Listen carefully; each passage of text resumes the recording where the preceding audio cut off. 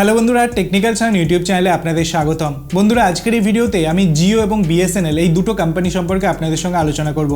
দেখুন, টেলিকম সেগমেন্টে এই দুটো কোম্পানিকে কম্পেয়ার করার কোনো মানে হয় না, কারণ আজকের দিনে জিও কোম্পানি তাদের 4G এবং 5G সার্ভিসটা ভারতের মধ্যে চালাচ্ছে, যেখানে বিএসএনএল এখনও পর্যন্ত অফিসিয়াল 4G সার্ভিসটাই ভারতের মধ্যে লঞ্চ করতে পারেনি। কিন্তু একটা এমন সেগমেন্ট আছে যেখানে এই দুটো কোম্পানিকে কম্পেয়ার করা যেতে পারে, সেটা হচ্ছে ব্রডব্যান্ড সেগমেন্ট।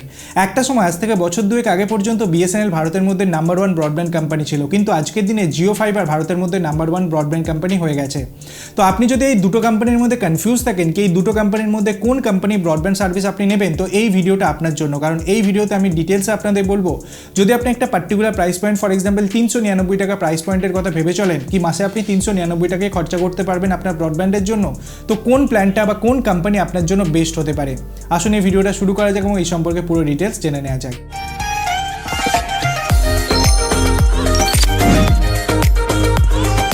বন্ধুরা, সর্বোপরি আমি যদি জিও এবং বিএসএনএল এই দুটো কোম্পানির কথা বলি, যেখানে জিওর মিনিমাম প্ল্যানটা স্টার্ট হচ্ছে 399 টাকা থেকে, সেখানে বিএসএনএল এর মিনিমাম প্ল্যান স্টার্ট হচ্ছে 249 টাকা থেকে। তো আপনার কাছে অনেক বেশি ফ্লেক্সিবিলিটি থাকবে আপনি যদি বিএসএনএল এর সঙ্গে যান, কারণ সেখানে অনেক কম বাজেটে আপনি মিলে বিএসএনএল এর সার্ভিস এখানে পেতে পারেন। প্লাস বিএসএনএল এর অ্যাভেলেবিলিটি কিন্তু ভারতের একদম রুরাল এরিয়াতেও আছে, যেটা জিওর অ্যাভেলেবিলিটি নেই, জিও ফাইবারের অ্যাভেলেবিলিটি নেই।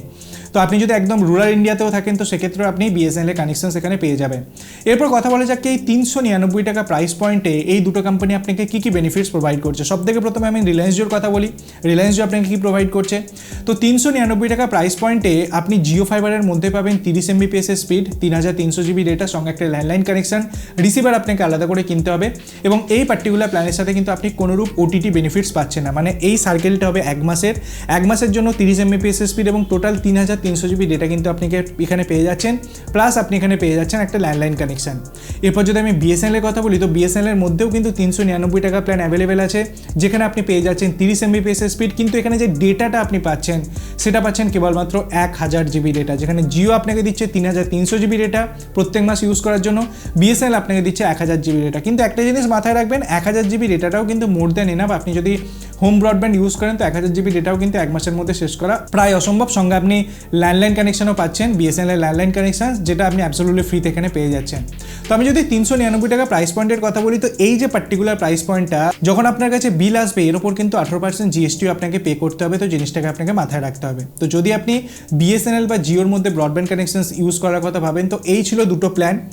যদি আপনার এরিয়াতে দুটো কোম্পানি অ্যাভেলেবেল থাকে, তো ডেফিনেটলি জিও আপনাকে বেটার বেনিফিটস প্রোভাইড করছে। কিন্তু যদি আপনার এরিয়াতে জিও এবং বিএসএনএল এর মধ্যে যে কোনো একটা অ্যাভেলেবেল থাকে, তো যদি বিএসএনএল অ্যাভেলেবেল থাকে, তো আপনি 399 এর সঙ্গে যেতে পারেন। এখানেও যে বেনিফিটসটা আপনাকে প্রোভাইড করছে সেটাও খারাপ বেনিফিটস নয়, আপনি যথেষ্ট স্টেবল কানেকশনস কিন্তু এখানে পেতে পারেন।